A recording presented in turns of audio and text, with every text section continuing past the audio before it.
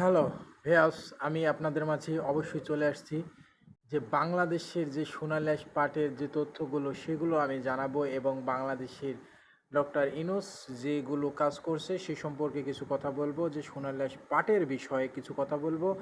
আর সোনালী আঁশ পাটের এবং তামাক এবং তরমুজ এবং গরুর যে পশুর চামড়া সেই চারটে বিষয়ে কথা বলবো।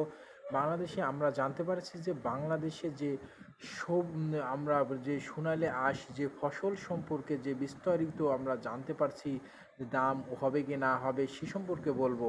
আজকে বাংলাদেশের সোনালী আঁশ পাটের দাম বাড়তে বাড়তে বাড়তি বাজার কোনো কমতি নাই। আমরা দেখতে পাচ্ছি যে পাট বেচাকেনা খুব ভালো ধীরে সুস্থে। বাংলাদেশের যে কয়েকটা জেলার যে সোনালী আঁশ পাট যে আমরা দেখতে পাই সেগুলো হচ্ছে ভালো দাম পাই। সেখানে আমরা যাই যে ফরিদপুর এবং বাংলাদেশের পাবনা জেলায়, রাজশাহী, নাটোর এবং বাংলাদেশের কুষ্টিয়া জেলার পাট সর্বনিম্ন। বর্তমান কুষ্টিয়া জেলার পাটের বাজার এখন ভালো, যে পাটটা বেচাকেনা হচ্ছে ৩৩৫০ টাকা, ৩২০০ এবং ৩,৮০০ টাকা। পাট কোয়ালিটি অনুযায়ী পাট বেচাকেনা হয়, পাটের বিল বাঁধা হয়ে চলে যায় বিশ্বে। আমরা বিদেশে যে রপ্তানিত করতে হয় ভালো মানের পাটটা, সে পাটটা আমরা দেখে কিনে, বড় বড় বিজনেসম্যান ভাইরা কিনে। বর্তমান পাটের বাজারটা আমরা জানতে পারছি যে আজকের যে বাজার সেখানে ১০০ থেকে ১৫০ টাকা বৃদ্ধি হয়েছে আজকের বাজার। আমি বাংলাদেশের যে ঢাকা ঝুট মিল সম্পর্কে কিছু কথা বলবো। সেখানে আমি জানতে পেরেছি যে গত ২ দিন ছিলাম আমি এবং সেখান থেকে যে বিস্তারিতগুলো জানি আপনাদের মাঝে অবশ্যই। বাংলাদেশের সরকার ডক্টর ইউনূস তিনি বলেছে, এখন বর্তমান যে দেশ চালাচ্ছে ডক্টর ইউনূস তিনি বলেছে আমি সাধারণ চাষিদের পাশে আছি, থাকবো, যতদিন আসি ততদিন থাকবো।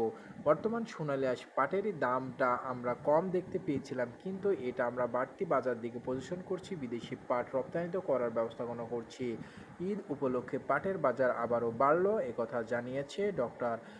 বাংলাদেশের যে পাটের বাজার আবারও বাড়লো একটা কৃষি মন্ত্রক থেকে, যেগুলো আমরা দেখতে পাচ্ছি যে প্রতি মনে ১০০ থেকে ১৫০ টাকা বৃদ্ধি হয়েছে সোনালী আঁশ পাট। বর্তমান পাটের বাজার বাড়তির দিক যাওয়ার কারণ কি আমি সে কথা জানাচ্ছি। তারা বিদেশে রপ্তানিত করছে, কিন্তু আজ শুক্রবারে ব্যাংক সারা বাংলাদেশে খুলে রেখেছিল হাফ ব্যাংক।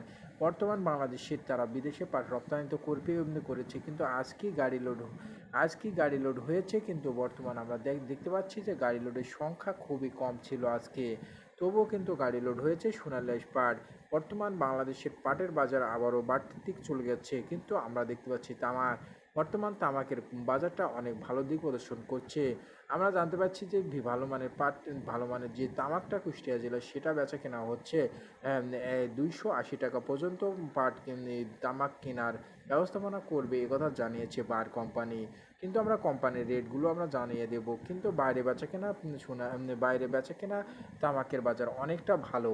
বাংলাদেশে কুষ্টিয়া জেলার তামাকের বেচা কেনা হচ্ছে তামাক ২২০ টাকা, ২৪০ টাকা, ২৫০ টাকা এবং সর্বনিম্ন যেটা বেচা কেনা হচ্ছে সেটা ১৬০ টাকা। বর্তমান ভালো মানের তামাকটা বেচা কেনা হচ্ছে ২৫০ টাকা, কিন্তু ৮০০ টাকা দিলেও চাষিদের লস হবে একথা জানাচ্ছি। একটা তরমুজ আমরা দেখতে পাচ্ছি ৭০০ থেকে ৮০০ টাকা পর্যন্ত বেচা কেনা হচ্ছে একটা তরমুজ।